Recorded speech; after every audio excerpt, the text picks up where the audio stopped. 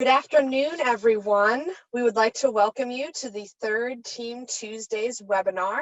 My name is Kristen Lenig, and I am the Central Field Director for Special Olympics Pennsylvania. I will be your host today during this webinar. My teammate, Haley Fuzak, who is the SOPA Marketing and PR Manager, will be operating the webinar and assisting with communication through the chat feature. Your microphones will be muted and your video screens disabled throughout the webinar. At the end of each speaker presentation, we will have a brief time for questions. These questions can be submitted through the chat box. These calls will be recorded and posted to our SOPA YouTube channel, and you can view later or share with others. I want to remind everyone that the purpose of this webinar series is to connect with all of you and share helpful and motivational content that can keep us on the right path to continuing our mission during this uncertain time. Thank you all for joining the call with us today. We are very excited to present two special guest speakers during this webinar, Denise Fuzak and Johanna Schoeneck. But first, we'll start things off with our President and CEO of Special Olympics Pennsylvania, Matt Aaron. He would like to welcome all of you to the webinar and share some new information.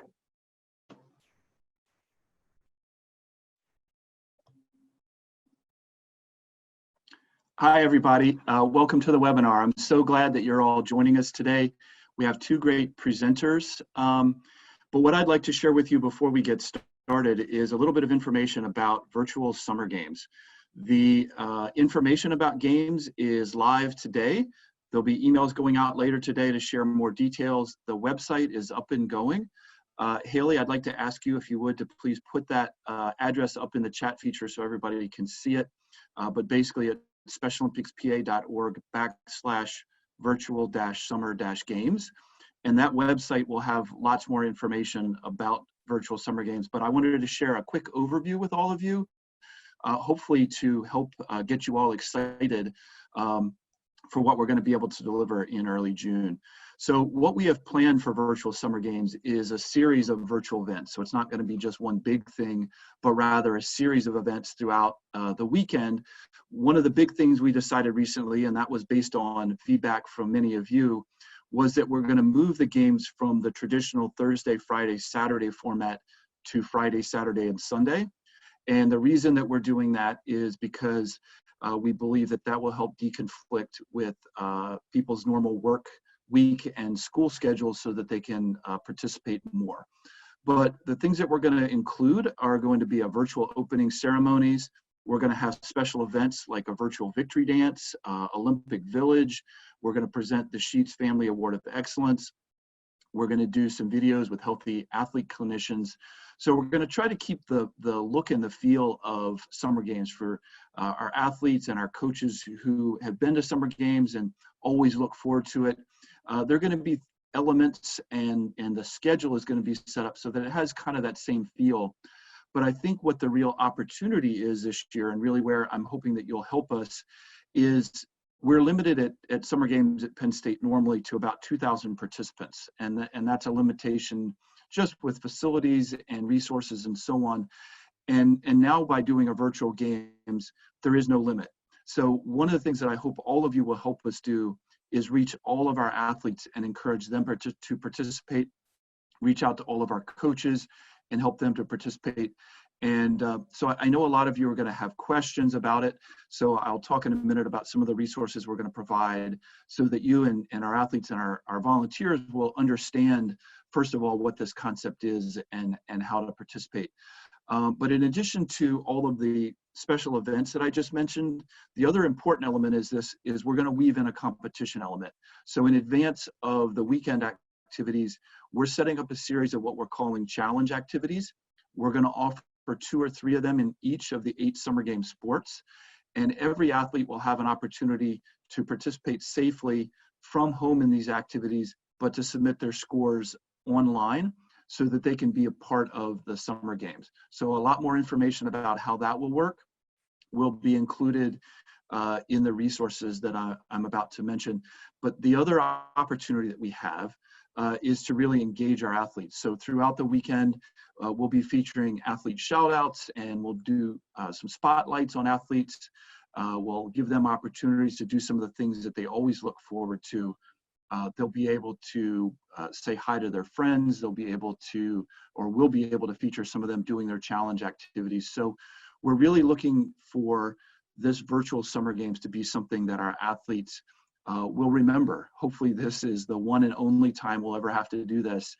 And 10 years from now, when athletes say, you know, I remember 2020 and when we had virtual summer games, they'll be able to say, and I was part of it, and they'll be able to have and build some fond memories of virtual summer games this year, just like they build every year when they come in person to Penn State. So I mentioned the website. Couple of things that we'll be posting out there that hopefully will help all of you. First, Teresa from our competition team has put together a webinar where it will be recorded and posted on the website. And just like this one, you can click on it whenever you'd like, or other athletes, volunteers can click on it and watch it. It will share more about what Summer Games is going to offer, how the athletes can participate, and hopefully answer some of those basic questions about what this will look like. There will also be an FAQ document that will answer some of what we think will be the most anticipated questions about how things will work. We'll have a guide to the challenge activities that I mentioned, along with some recorded videos showing how to do each of the challenges, basically a demonstration for each of those activities. So we hope that we'll make this as easy both to understand, but also as easy to do for everyone. And again, our goal is to get as many of our athletes to participate in Summer Games as possible this year. So we typically have 2,000 athletes come to Penn State. I would love to see 4,000 or 6,000 or 8,000 or even 10,000 athletes. There really is no limit in the number of athletes who can participate in the virtual Summer Games. So my ask for all of you today is please help us get the word out about Summer Games. Again, you'll be getting an email later today. The website is already live. So please start sharing with your local programs and encouraging all of them to learn more and hopefully to participate as part of that weekend. So I'm going to turn it back over now to Kristen to move forward with the rest of the agenda, but I wanted to give you what I think is an exciting update. I'm excited about these virtual Summer Games, and I'm hoping that all of you will share in that excitement. We're not going to take questions at this point in the webinar about it because I do want to allow enough time for our two special guests today. But if we have time later at the end of the webinar, we will certainly open the floor up if there are any questions related to virtual Summer Games. And if we don't have time or we don't get to your particular question today, certainly follow up with me or any member of the team. We want to make sure that virtual Summer Games is a great experience for everyone. And I will end by just thanking the folks who have been working on pulling this vision together. Our Summer Games Committee, Paul Finari, Frank Puglisi, Matt Leah, on the volunteer side of Summer Games, and Teresa and Bruce and Michelle, and our staff on the competition team. They've all been working together for the last several weeks, meeting multiple times to pull this vision together. They went back to the drawing board a couple of times to make sure that they developed an idea that we think will be a great one for our athletes. So I'm excited, happy to share it with all of you today. And I look forward to hopefully seeing you and many of our athletes on the webinars on the activities in June. So I will stop there and turn it back over to Kristen to move forward with the rest of the agenda. Kristen. Thank you, Matt, for all those exciting updates. We cannot wait to see all of our athletes participating in our first ever virtual Summer Games. I would like to now introduce our first speaker for the webinar today, Denise Fuzak, who is the Senior Director of Research and Development Life Cycle Management for Johnson & Johnson. She has worked for Johnson & Johnson for more than 30 years in the medical devices division of the company. She has an engineering background and has held roles in a variety of areas, including operations, research and development, and strategy development and deployment. Good afternoon, everybody. Thank you. Thank you for joining us today, Denise. We'd like to start things off by just asking you a little bit about your company. Can you tell us a little bit about Johnson & Johnson? Sure. So Johnson & Johnson has three sectors: the consumer sector, which I'm sure, or I hope a lot of you use, Band-Aid products or J&J baby products or Tylenol. But there's two other divisions that you probably don't know as well. J&J has a pharmaceutical sector, and they've identified an Ebola vaccine. They have made drugs for multiple myeloma, which treats cancer. And right now they're in the battle to try to find a vaccine for COVID-19. And the division where I work is medical devices. So we make different medical devices for surgery. So mainly our customers are doctors and nurses. But if you've had surgery, unfortunately, but you probably used Ethicon products, and that's where I work. And we are the largest suture company in the world, and J&J operates 250 different operating companies in 175 countries around the world, and there's probably about 130,000 J&J associates. Great, great. And can you tell us a little bit more about what specifically you do at the company? A little bit more about your day-to-day, if you can? Sure. So I work in research and development, and normally we make products and develop new products. But my group does two different things. One group supports the plants and ensures that our product design stays and the quality is maintained through any changes or shifts in manufacturing. And then the other half of my group is responsible for filing patents on all of our product designs. So I supervise about 30 to 50 different scientists and engineers and associates across the globe. We have people in India and Brazil, in New Jersey and Cincinnati, and Israel. Wow, very, very awesome. Can you tell us a little bit about the company, the values and principles of the company? Yeah, so our mission statement at J&J is we blend heart, science, and ingenuity to profoundly change the trajectory of health for humanity. So that's a big, big feat. But how we do that, J&J lives by a credo, and there's 4 paragraphs within our credo. We put our patients, mothers, fathers, doctors, and nurses who are our customers first, and trying to provide the highest quality products and service to our customers. And then second is our work to support employees, making sure that they have good work environment, they have fair pay, and that they're treated with dignity, and that we have a diverse workforce. And then third, to our communities where we work and live, to be part of charities, to give back to the organization, to ensure that we have a good environment.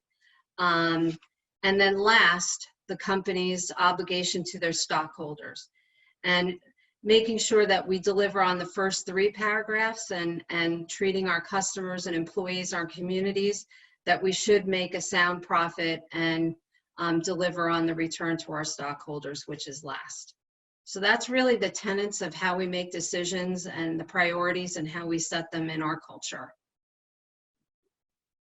Great, great. And that does, I think relate to a lot of us working with Special Olympics and volunteering with Special Olympics, following that mission and being sure to provide the service to the right populations, the right people first. So I can definitely see a relationship there with us as well as Johnson & Johnson. Working with Special Olympics and our volunteers, especially during this time, we're working with a lot of management teams and their coaches, leaders in our local programs that are trying to take care of fellow volunteers and their athletes, and making sure everyone's safe and well during this time. Can you tell us a little bit about how your company has changed through this pandemic, through COVID-19? What types of things have they done differently now? Yeah, like the team here, you've recreated yourself, right? You're having virtual summer games, and similar to J&J, a couple of the things that we've tried to do is there was a big healthcare need. And if we, as a healthcare company, we want to answer that call. So one of our consumer plants in Pennsylvania used to make Listerine, is now making hand sanitizer. So the team there tried to figure out the formulation difference, get the right quality controls in place, and re-engineered their manufacturing lines to make hand sanitizer. And just like other areas in J&J, they're looking at our skill sets and capabilities and trying to figure out how we can help, how we can answer the call to this health crisis. The pharma team is looking at vaccines and new testing. The medical device area, we looked at possibly making respirators, but instead we made respirator splitters, which we designed and implemented and manufactured within weeks to help with the crisis on respirators. So I think we're all trying to look at our skill sets and see how we can provide better service to our customers and be helpful to the community around us.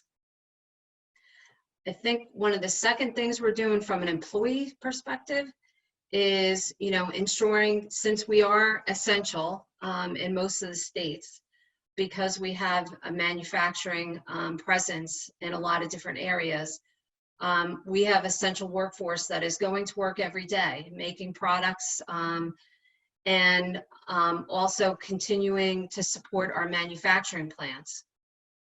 So we've had to designate who is essential, evaluate every position, and figure out, okay, how can they work from home? Or if they have to come into the site, how we can make it safe, and putting in rotations so that we don't infect anybody, putting in PPE, making sure we have different processes and safety guards in place so that people can safely work near each other. And I think that's totally important, in our field as well. We are, always trying to look at the safety of our athletes, safety of our volunteers, and making sure that is crucial to our decision making. So I'm glad to see that your company also values that concept as well. During this time, Denise, a lot of companies, as well as our organization, are coming up with new ideas and trying to be more innovative in their work structure, in the environment. Matt Aaron started off our webinar talking about our virtual summer games, which is definitely something that is brand new to us as well. So coming up with new ideas of how to keep going and keep being successful and productive. Can you tell us a little bit about how Johnson & Johnson is being more innovative during this time? Yeah, we talked a little bit about some of the things that we're doing with the respirator splitters and the consumer plant turning over to make hand sanitizer instead of Listerine. But there are, different ideas of how we can make masks. Could we make gowns?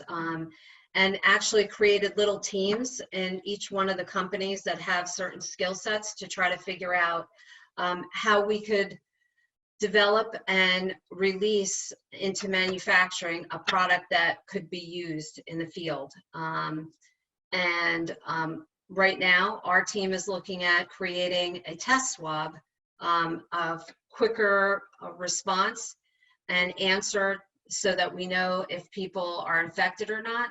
And not that we make cotton swabs, but we're trying to design with 3D printers. So looking at different ways of thinking out of the box of how you can answer your customers or athletes and your needs.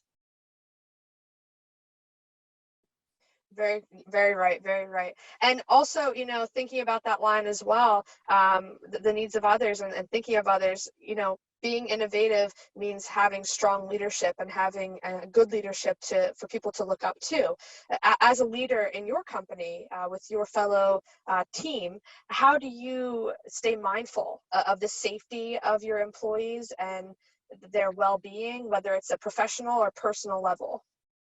Yeah, I think we've tried to be look at things differently and try to engage at a different level, right? Because since everybody's so remote and at home and we're used to seeing each other and maybe catching up over lunch or, you know, in front of the cup of coffee, now you have to make an extra effort. And I think what I've tried to do is get past the platitudes of, oh, I'm fine. Well, how's the family?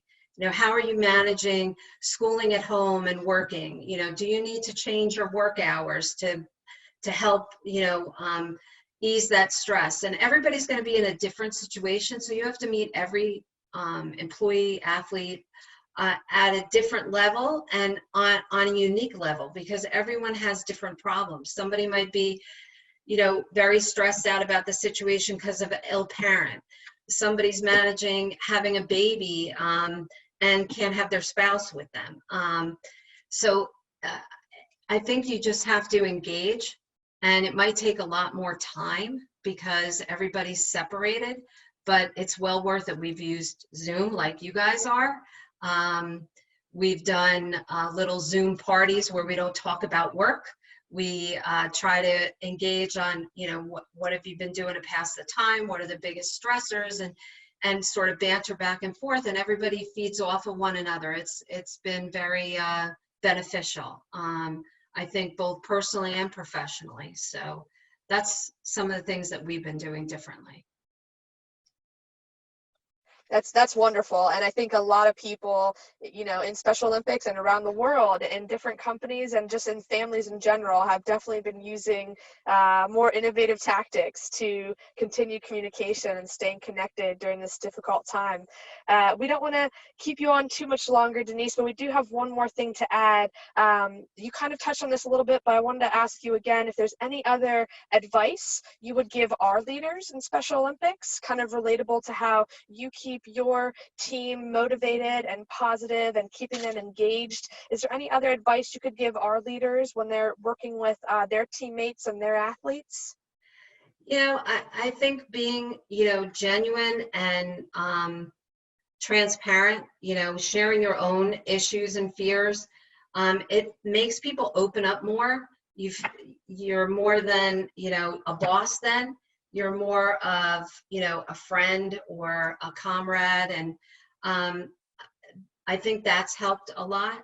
And, you know, just, you know, teams have really answered the call. So don't be afraid to challenge and use this as a bonding exercise of, you know, thinking out of the box to answer a different calling or a different mission, like the Summer Games. And I mean, this is a great opportunity to do things differently. You know, mentioning that you can advance this to have more athletes than you ever had, that's great. And I think you're answering the call already. Well, thank you. Thank you, Denise. That's very positive, and I like that message. I think I'm going to continue spreading that message. That's really great. So we would now like to open it up to see if anyone else on the webinar would like to ask Denise any questions at this time. Again, you can submit those questions through the chat box feature, and then we will be able to read them aloud for her to see. So let me check here and see if there's anything. Yes, we do have a question for you. This person says, this is from Gina. Gina says, thank you for all that you and your team are doing. It is amazing that you're doing so much to support the community. As a result of this pandemic, how do you think Johnson & Johnson will look different?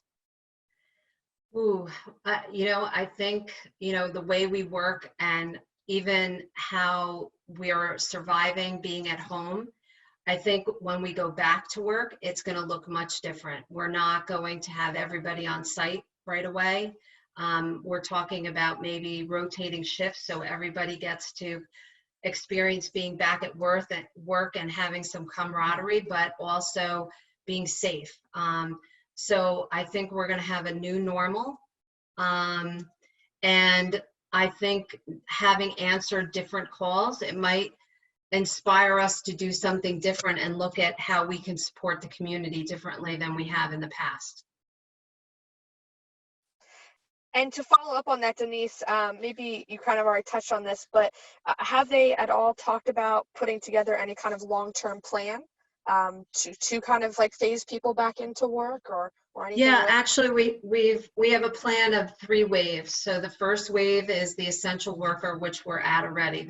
The next wave, once the states that we operate in are open and don't have a stay at home, we're going to go up to 30% of our office capacity.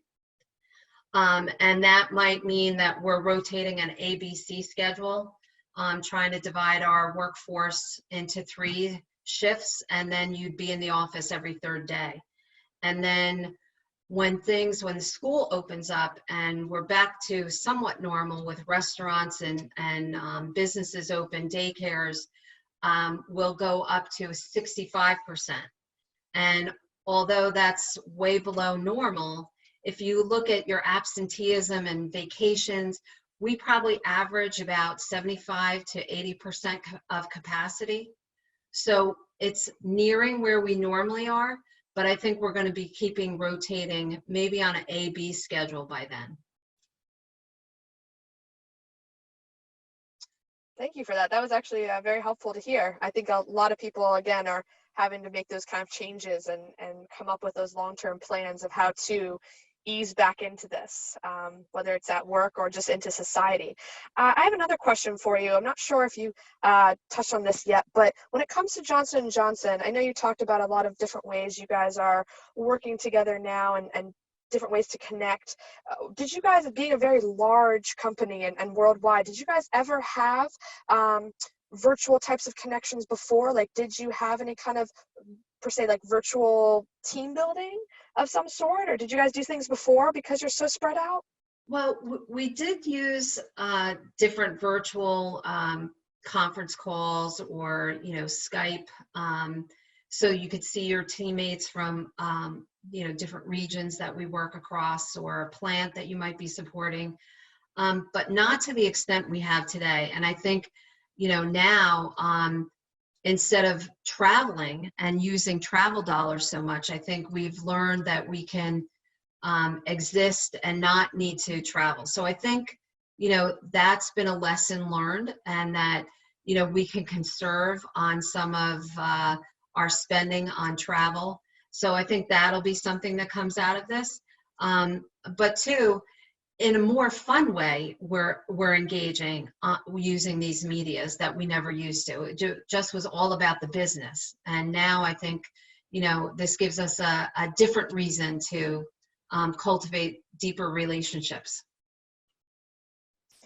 That's great. That's great. And I think that, when it comes to, like you kind of said, having more fun and doing more things, more personal connections through Zoom and things like that, I think a lot of big companies will be looking into how can we team build from far away? How can we team build from our homes? Definitely. There's another question that came in I want to read for you. Another question is somebody asking, this is from Juan, this is a question asking about employees that utilize the bus system. I'm not sure if you have many that are using public transportation. If public transportation is open right now, what if they are uncomfortable using that form of transportation to get back to work? I mean, are you guys handling that type of situation as well? So right now, if anybody's fearing about either transporting or coming into the office, we're allowing them to still work from home. In a lot of the areas that we've opened back up, because our plants in Europe are open, people have been taking public transportation if they need to.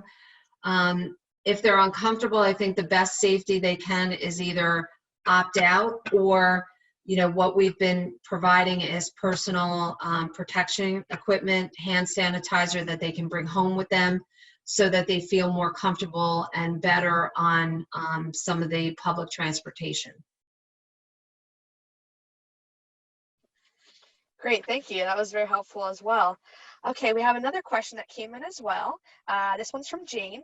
Jane wants to know, are you finding any change in productivity with most people working from home? And a follow-up is that have parents been permitted to vary their work schedule due to school and things like that? So change in productivity, and have parents change their schedule? Yeah, definitely. We've had people who, if need be, because they're taking care of either kids or a sick relative and they feel they can't add on to the stress of working every day. We have flexible work arrangements where you might work a reduced hour schedule. Some people have chosen to take a leave of absence, and some of it paid because of the different, programs that we have. But I have seen a lot of flexibility where we know that parents are working and trying to educate their children at home or don't have daycare. Well, if you want to work some hours in the morning before your kids are up and then later in the evening, we're trying to be as flexible as possible and manage through it. So have we seen a productivity impact? There are things that we can't get done unless we're in the office, some of the lab experiments and product design and making prototypes for new products that we can't do all the time because we don't have all the right skill sets in the office. But it's minimal. We've been able to keep most of the business moving forward. Great. Okay, well, we will keep moving here. I don't see any other questions coming in right now, but we will open up at the end of our webinar today. We'll see if there's any follow-up questions for you. If anyone wants to think about some more things we talked about and anything comes up, we'll definitely bounce back to you. But thank you so much, Denise. Thank you. Yes, thank you. We loved hearing about how Johnson & Johnson has been able to innovate and reinvent during this pandemic while also staying true to the company's mission and putting its patients and employees first. So excellent job. We really appreciate everything you shared with us today. We're now going to move to our second speaker of the series, and this is going to be Johanna Schoenig. Johanna is a Lycoming County athlete as well as a SOPA board member. Now, Johanna has been involved with Special Olympics for over 10 years. She actually started in the sport of equestrian, and she now participates actively in bocce. And she even got to participate in the 2011 World Games in Greece. So that's very exciting. Today, she's going to talk to us about working on the front lines and how she keeps herself safe and calm during this health crisis. Good afternoon, everybody. Good afternoon, Johanna. Thank you for joining us today. Thank you for having me.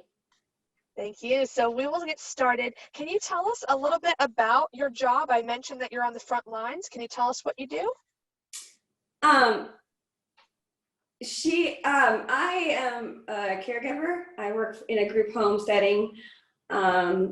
So I mainly serve individuals with IDD or intellectual developmental disabilities, varying, some physical, some just ranges, all different ranges.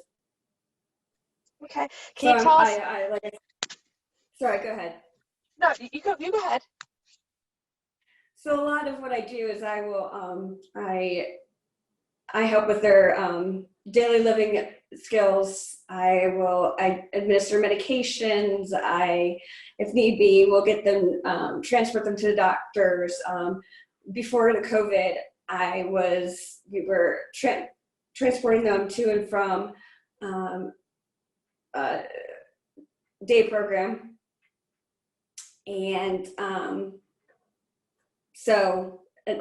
then activities within the community. But since the COVID has happened and the stay-at-home orders, we've stayed at home. Can you tell us, Johanna, a little bit, when you talk about your day-to-day, what's your favorite thing about your job normally? What do you like doing the most at the job? For me, I've always said, if I come, leave a shift each day and have had one moment of laughter, it's been a good day. But I think my favorite part of the job is the fact that the resiliency of my individuals, and the strength and just the joy that they bring to community and to me. And I think that's my favorite part. Well, I can agree with you there, Johanna. I think that's a lot of people's favorite part about Special Olympics, the joy of the people, whether it's the athletes, the volunteers, the staff, everyone's one big family. And I have a feeling you feel that way about your group home as well. Yes, yes, I do. I have our supervisor. My supervisor is incredible, incredibly supportive to both employees and the individuals, and so it's just it's great. Great. Now, Johanna, can you tell us a little bit about how COVID-19 has affected your job? It has, but it hasn't, because I'm still doing the same job skills. I'm still going in and into the location, but because the day program is closed and the stay-at-home orders, that we aren't, like, nobody is allowed to come in, no visitors unless they've been pre-screened. But we aren't letting any visitors in. But other than that, like, life is normal. We're keeping them busy with activities, just engaged, in different ways. Like Denise said, one thing that COVID has really, I think, been a blessing for. As we look back, I think COVID has going to be something that has created, we say reality, but this is a true reality. I think their relationships are going to be deeper and stronger. Companies are going to be stronger because of this, because we've had to come up with different ways of keeping employees or athletes or my individuals engaged with each other, engaged with families, engaged with employees, employers, and within the community. I think for a long time our society was, so in, and we still are, but I think so in tune to our phones. And I think COVID has taught us how to use the technology smarter, but create relationships instead of just being in our phones. And so I think that's something that hopefully will stick. Very true. Now, I want to follow up on that question, Johanna. When you talk about not many things have changed with COVID-19 because you are still going to work and still, providing the services you've provided, you mentioned one of your favorite things is working with your clients. Has anything changed for you personally, working on the front lines? Do you feel differently towards going to work every day? Do you feel, any kind of different emotions going in and knowing that there is, that risk? Yes and no. I was careful before, but even when I go in, like, I'm just even that much more careful about, like, and it's sobering of realizing, okay, I have that much greater responsibility to my individuals to keep them safe. It's not just on their job site, it's, keeping myself safe and healthy off, when I'm not on shift, or and just that, making that a little bit more aware, conscious. We have whenever we've been sick, like, we're just like, do not come in, if even if that's just a little cold or, stomach bug, just don't come in. And so, we were all following all, the guidelines for, staying healthy, washing our hands, using gloves, cleaning. But now it's just, we're more diligent. Not that we weren't diligent about it before. But it's just, sorry, go ahead. Johanna, yeah, on that note, I think you're on a really good track here. Can you tell us a little bit more about some of the safety precautions that you're doing, maybe at work, but also at home, to protect yourself and your family? Yeah, so I've been, as any healthcare worker, like I would come home, I would wash my hands when I got to work. And then we were to check our temp. And if our temp is above 100, then, we have to call on call, and then somebody will, we have to leave the premises. But so, that we're following all those protocols. And then at home, once I got off shift, I would make sure I got this whole little kit for my car of, disinfectant, wipes, hand sanitizer.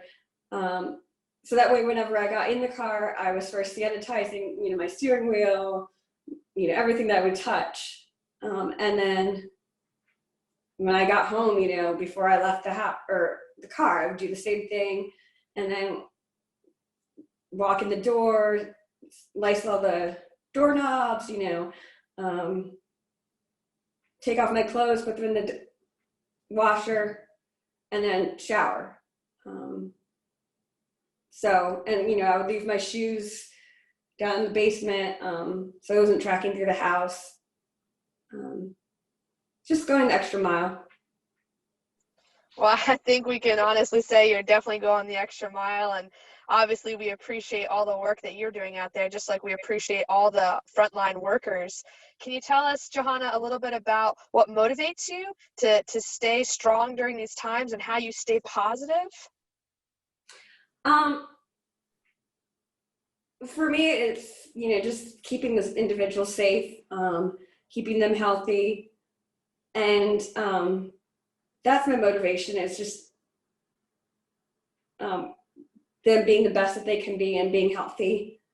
I'm not necessarily treating COVID, but I am helping to prevent it and people to stay healthy.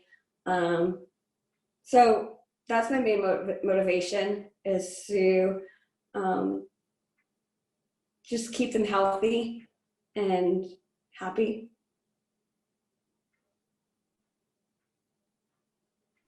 That's very true. That's very true. Can you tell me a little bit more about your clients and why they motivate you so much?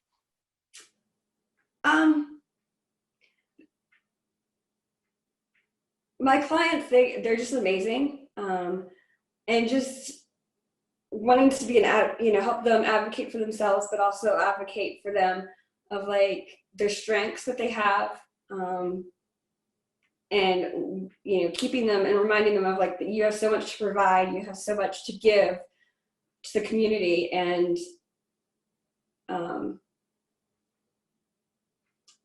that's just that's a strength in itself that goes both ways. And with athletes, I think it's just this time may be uncertain, this time may be unprecedented, but we can, as Denise said, we can come up with different ways, thinking outside the box of how to do life. Some ways better. Right. Johanna, can you tell me a little bit about what type of advice you would give to your fellow athletes or maybe other essential workers in the front lines? My advice was, and I loved how Denise, you said this, how to just make the effort of, COVID has really changed us. Our world's never the same. I've looked at, I've watched TV shows and I'm like, wait, they can't be, at a crowd. They can't be at a crowd. And 2 months ago, we would have never thought that. But I think because it has changed, you can't focus on what you can't change. You can focus on what you can change, and changing, hey, maybe I need to, get in touch with my neighbor or my fellow athlete that I haven't, spoken to. I think COVID has created that allowance of breaking the masks of, that we put on every day of like, oh, I'm fine, and instead, made better relationships. And I think this will make stronger communities in the long run and stronger companies. So just keep on fighting. Keep on doing what you're doing. Take those little moments of, of just successes and hold on to those.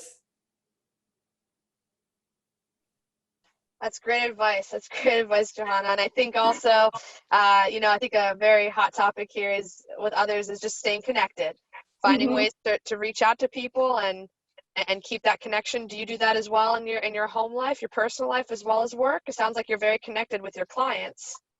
Yeah, we've done, my mom and I have done a virtual book club where we meet every week with our pastor, and we've gone through the Iliad, and now we're going through the Odyssey. So yeah, and then I have a weekly, small group with our church. So yeah, I do kept in touch, but yet at the same time, like, I also can't even imagine somebody who's home alone that doesn't maybe necessarily know the technology or can get to technology. And my words to them are, when you think you can't hold on, there's 3 people in the community that are still holding on to you. And so keep the faith. That's right. That's right. And I think you're very, correct in that. We have to stick together during this time and work together and stay connected. And I think it's good to have someone to look up to. I'm sure a lot of your clients look up to you when you're coming in there every day and working with them. And it's very important to be a good role model during this time and be a good leader. I want to segue into another part here of the section of this webinar, Johanna, with your topic, which is being part of the SOPA Board of Directors. Can you tell us a little bit about what you do with the SOPA Board and your responsibilities and how you use your voice? Well, it's been an honor to be on the board. I have gained so much. As an athlete, I am able to take back or, hear from what athletes are saying and bring that back to the board. But through my job, I have, suggested several times a couple of things, like, well, have you thought about this way? I don't know if, making this meeting time at this time or would work better, or so it's just, it's been an amazing time being on the board. I help make good choices for athletes, my fellow athletes, about how to best keep them engaged and best experience within Special Olympics. Johanna, how do you use your experience working in a group home and also being an athlete when you are working with the board? I think working in a group home has given me a unique perspective of our athletes, in the sense of maybe, how we schedule things, how we, maybe different protocols that group homes may follow, with maybe even like med administration or transportation to and from games or practices that I, not have before this job had not seen before. Of like, oh, this might, I feel like it's been a unique journey of being able to give different perspectives to better athletes. that makes sense. Yes, completely. I think that it's very valuable to have a lot of different perspectives in that group, and you definitely provide a very valuable perspective and a voice for a lot of different people. So thank you for everything that you're doing, again, at work on the front lines, but also your work with the SOPA Board of Directors. And you know, we all love to support you in Special Olympics and everything that you do. So thank you so much for that. Johanna, if there's nothing else that you're gonna that you have to add for that, we're gonna move to questions. Is that okay, or do you have something else you wanted to add? Nope, I'm good. Okay, great. So we'll now move to questions. If anyone has a question for Johanna at this time, again, you can type it into your chat box, and I can read that to the group. And then also, as well, guys, if you have questions for Denise, anything you forgot to ask her from earlier, you can ask, or even if you have questions for Matt from earlier with his presentation. Let me see here if we have any questions. Okay, so we have a question for you, Johanna. This is from Gina, and she just wants to know if you have connected with other athletes during this time. Any other athletes in Lycoming County or across the state that you've been connecting with? I'm on Facebook, so I will look at posts. But I've also been working a lot of hours, so I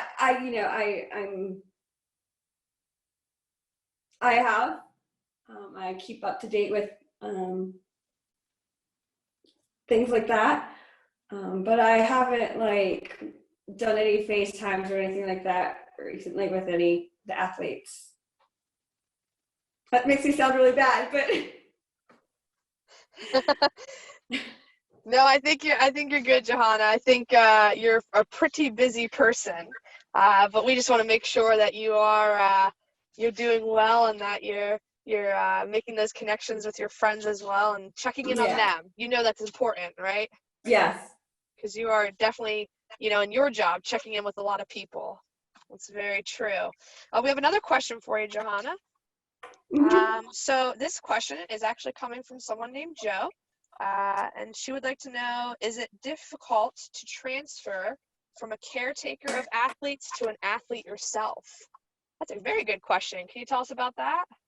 At times it can be, but I'm learning through the years. I've learned a little bit better, gracefully, how to do that. But yeah, that's a good question. There's times where I'm, there's a blend between those roles. But at the end of it, I'm also very competitive, so I can easily go into athlete role. That's a good way to answer that, Johanna. I like that answer. I like that answer. To follow up on that, are there any, I don't know if you can answer this or not, Johanna, so if you can't, it's okay. Are there any people in your group home that are also Special Olympics athletes? Yes. Okay, I think that's really, really awesome that you are able to be teammates to them as on a personal level, as well as professionally, help them through a lot of things and care for them and advocate for them. So that's awesome. I think that you have you wear a lot of different coats, don't you? Very true, very true. Okay, so if anyone has any more questions, again, please submit in the chat feature if you have questions for Johanna, or if you have questions for Denise, or even for Matt. We'll wait here about a minute or two, and if we don't have any other questions, we will wrap up the call.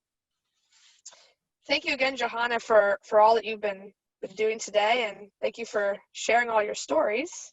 No, thank you for having me. You're welcome. You're welcome. Alrighty, well, I don't see anything else coming in at the moment, so we will go ahead and wrap up. So this officially concludes our Team Tuesdays webinar. If you have more questions and you'd like to send them, we do have an email you can see on your screen right now, and you can email your questions there if you have questions about the webinar, or if you missed any questions that you want to ask the speakers, definitely let us know and we can pass those along. As a reminder, these calls are recorded and they're posted on our SOPA YouTube channel where you can view later and share with others. We want to thank everyone for joining this call, joining this webinar. We hope you enjoyed our guest speakers today, and we do want to take a moment to thank both Denise and Johanna for presenting today. We really appreciate you guys coming on, and we loved hearing from all of you and all the different viewpoints that you had in the workforce working through this time. So thank you everyone again for joining. We will see you in 2 weeks on our next webinar on May 26th. Until then, stay healthy and stay safe.